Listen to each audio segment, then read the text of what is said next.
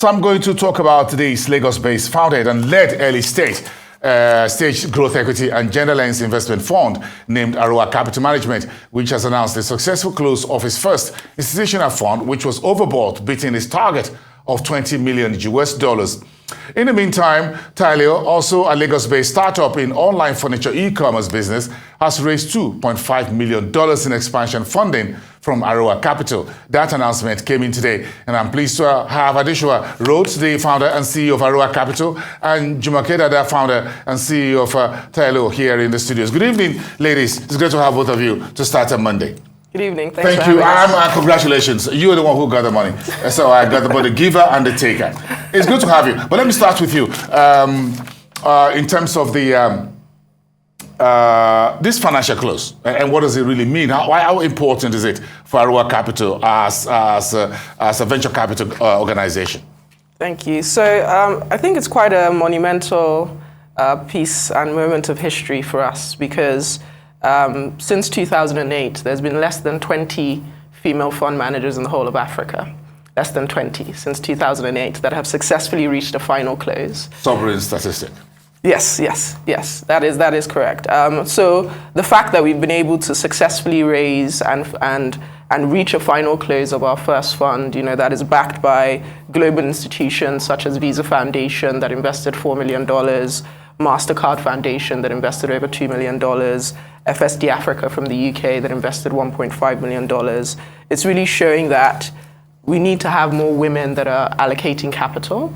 And because our focus is also to change the narrative for female entrepreneurs in Africa and across West Africa, it's a really important moment for not only women that are allocating capital as fund managers, but also female entrepreneurs like Jumoke that have struggled to raise capital, but now have Arrua Capital and other female fund managers ready to back them. What are you looking to achieve with the $20 million funding that you have, Adesuwa? Yeah, sure. So for us, our focus is investing in female-led businesses that are founded by women, businesses that have gender diverse management teams, or businesses that are also providing essential goods and services to women. So with this $20 million fund, we're looking to do 10 investments in Nigeria and Ghana. Taelia was our 7th investment. We've already done 6 investments till today. And the focus is really essential goods and services. So healthcare, fintech, renewable energy, consumer goods, defensible sectors that will withstand macroeconomic headwinds.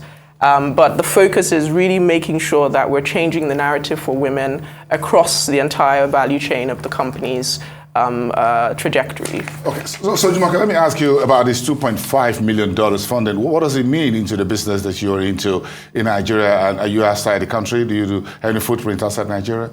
Yes, Taelia currently is in 2 countries, Nigeria and Kenya. So for us in Nigeria, we started initially as a B2B business before we transitioned into a direct-to-consumer brand where we've moved from less than 100 pieces to thousands of pieces. And I think the fund is really going to help us in expansion drive.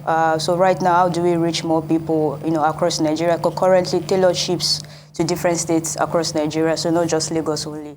How do we reach more people? How do we expand into other countries? So for instance, how do we reach more people in Kenya? For instance, we have a production hub in Kenya too as well, which we intend that hub would serve all the countries around because East Africa is a landlocked area.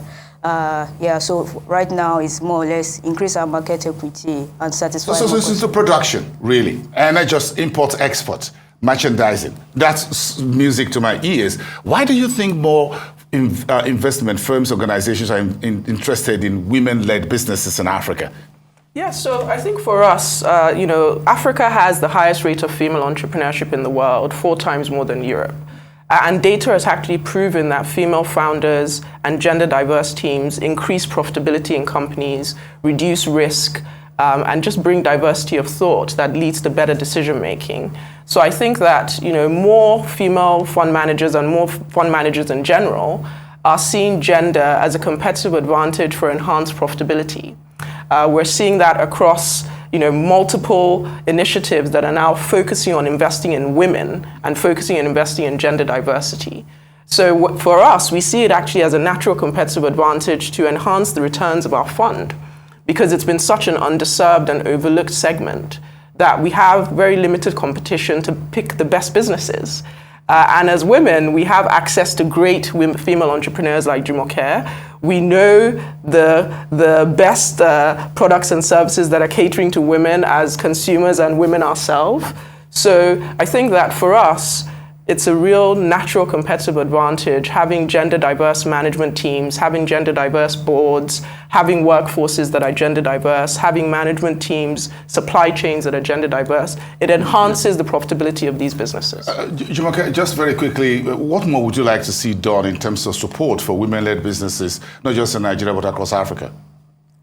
For women, it's more or less around conversations or women should do this, women should do that. But you actually find very few people who put their money in there, and Arrua Capital is doing that. And I think it's really important for fund managers to also put more money into like women-led businesses.